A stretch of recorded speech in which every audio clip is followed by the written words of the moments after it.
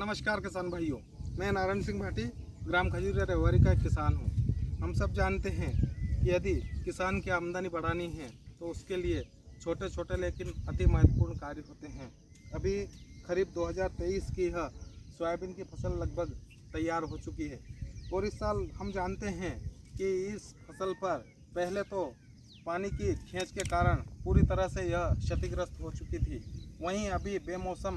अत्यधिक बारिश होने के कारण खेतों में इतनी नमी है कि यहाँ हमारे पैर भी है तो पूरी तरह से धंस रहे हैं। और जब इस प्रकार की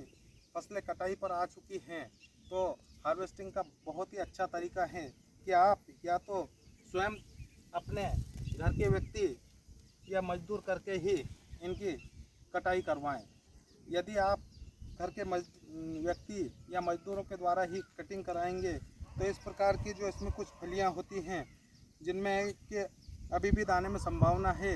कि इनको दानों को और भी कुछ समय चाहिए, तो कटाई करके हम जैसे ही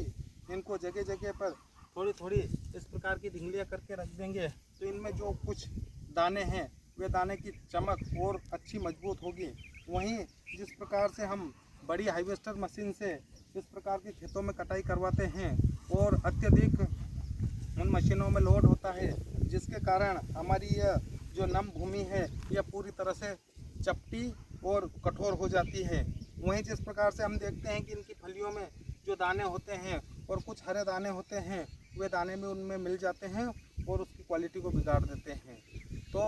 हम सबको यह बेहद ज़रूरी है कि यदि इस प्रकार की हमारी फसल तैयार हैं और उनमें कोई भी भारी वाहन प्रवेश नहीं कर सकता, हम खुद यदि इसमें जाते हैं तो हमारे पैर धंस रहे हैं, तो हमें मजदूरों का उपयोग करना है और इस प्रकार से इसे सुखाकर बहुत अच्छी तरीके से और फिर हमें किसी भी प्रकार की थ्रेशर में इनको निकालना है ताकि जितना भी हमारा उत्पादन है वह अच्छी मात्रा में हमें प्राप्त हो और अच्छी क्वालिटी में प्राप्त हो, ताकि हम किसानों की आमदनी में इजाफा कर सकें। नहीं तो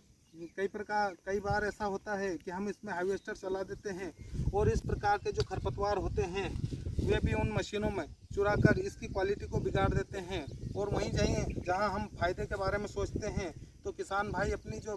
फसल तैयार होती है उसमें भी लगभग कई प्रकार के नुकसान कर लेते हैं। तो हम सभी को ध्यान रखना है कि जहाँ तक हो सके हम इस प्रकार की फसलों को मजदूर से कटाई करवाएं और इस प्रकार से इकट्ठी करके और फिर